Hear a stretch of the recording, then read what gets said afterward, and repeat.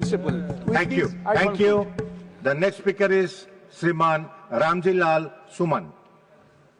You have 4 minutes.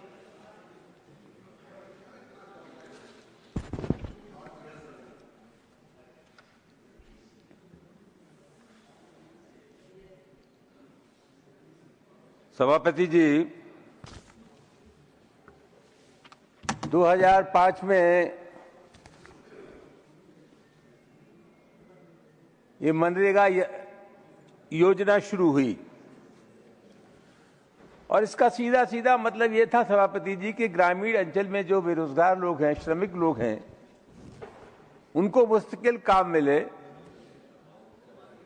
गांव से शहरों की ओर पलायन हो। तो एक प्रयास था गांव में ही लोगों को काम देने का।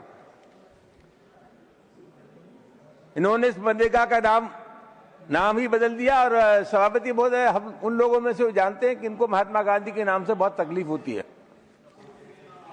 और ये मनरेगा का नाम बदल के कर दिया विकसित भारत रोजगार और आजीविका के लिए गारंटी मिशन ब्रैकेट में ग्रामीण जी राम जी योजना। जिन लोगों के लिए योजना बनी है सभापति महोदय, मुझे संदेह है कि वो इस योजना का नाम ही नहीं जान पाएंगे, उससे पहले ये योजना खत्म हो जाएगी। आज हालत क्या है? आज हालत ये सभापति महोदय, होना ये चाहिए था कि 2005 में योजना ये शुरू हुई तो हमको समीक्षा करनी चाहिए थी कि जिस मकसद से योजना बनी है हम कितना आगे चले हैं, इसकी समीक्षा करके इसे हमें और व्यावहारिक और प्रभावी बनाए जाने की आवश्यकता थी। लेकिन सरकार की उस दिशा में कोई दिलचस्पी नहीं है, ये तो नाम बदलने में लगे हैं। सभापति महोदय, मुझे कोई संदेह नहीं है, मैं जानता हूं कि इनको गांधी से नफरत है और मोटे तौर पर कहूं ये सभापति महोदय गांधी के कातिल हैं। गांधी के विचार से इनका कोई रिश्ता नहीं है, ये आहिस्ता आहिस्ता गांधी को खत्म करने में लगे हैं। लेकिन इनको गलतफहमी दूर कर लेनी चाहिए, तुम्हारे खत्म होने से गांधी खत्म नहीं हो जाएंगे। दुनिया में गांधी से बड़ा कोई आदमी नहीं हुआ सभापति महोदय। सोवियत रूस को छोड़ के दुनिया का कोई झंडा ऐसा नहीं था जो महात्मा गांधी के निधन के समय न झुका हो। तो ये लोग बहुत गलतफहमी के शिकार हैं, ये गांधी को समाप्त करने में लगे। सभापति महोदय, मैं एक ही निवेदन आपसे मार्फत करना चाहूंगा। ये जो मनरेगा है इसके बारे में ये ग्रामीण विकास एवं पंचायती राज विभाग की जो स्थायी समिति थी, जिसके अध्यक्ष सप्तगिरी शंकर उलाका, उन्होंने 2 सिफारिशें की। एक सिफारिश तो ये की कि ये काम का दिन 100 दिन से बढ़ा करके 150 दिन होने चाहिए और दूसरी जो सिफारिश सभापति महोदय उन्होंने ये की कि मनरेगा का जो श्रमिक है, मजदूर है, उसको कम से कम 400 रुपया मजदूरी मिलना चाहिए।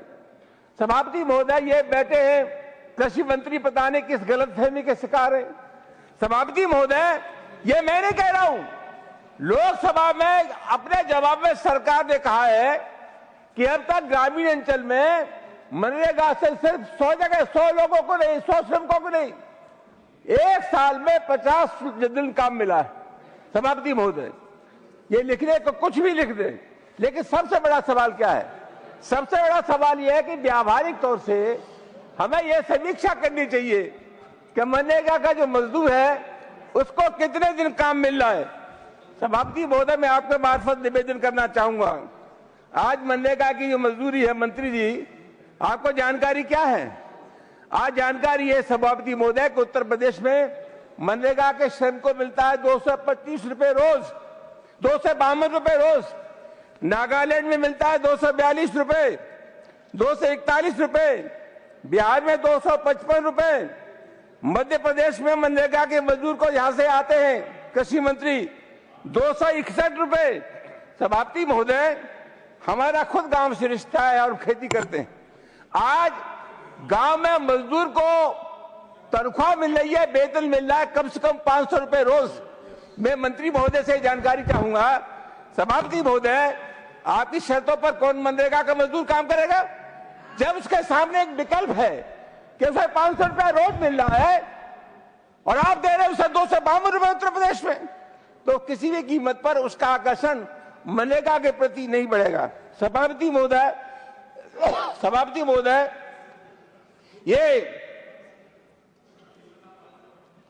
महोदय, ये काम आपने और आलीशान कर दिया। आपने राज्यों का हिस्सा बढ़ाकर कर दिया 60%, 40%, 60% आपका। सभापति महोदय, राज्यों की वित्तीय स्थिति के बारे में आप लोग भली बात जानते हैं। तमाम राज्य तो ऐसे निर्धन राज्य हैं जो रोज बेचारे केंद्र से आग्रह करते हैं उन्हें विशेष पैकेज दिया जाए। तमाम राज्यों का पैसा दबा करके आपने राज्यों को दिया ही नहीं, दबा करके बैठ दिया। सभापति महोदय, ये राज्यों पर अत्यधिक भार डालना, इसका सीधा मतलब यह है कि इस योजना के बारे में इनका दृष्टिकोण साफ होना चाहिए कि किसी भी कीमत पर आगे आने वाले समय में ये योजना के संचालित होने में मुझे शक है। मैं आपके मार्फत सभापति जी आग्रह यह करना चाहूंगा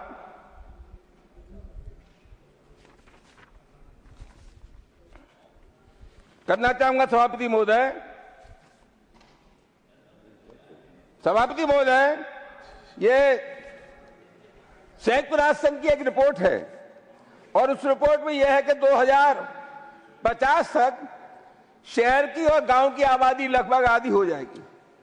बहुत तेजी के साथ ग्रामीण अंचल से पलायन हो रहा शहरों की ओर से। उस पलायन को रोकने के लिए हमें जो गंभीर प्रयास करने चाहिए वो प्रयास नहीं हो रहे। कोई नीति आपकी नहीं है। गांव में जो कुटीर उद्योग धंधे थे सभापति महोदय, वो खत्म हो गए। लोगों के पास काम नहीं है। और मुझे माफ करें, ये जो योजना है, इस योजना से भी गांव के श्रमिकों को रोजगार मिलना चाहिए। सभापति महोदय, वो रोजगार नहीं मिल रहा है।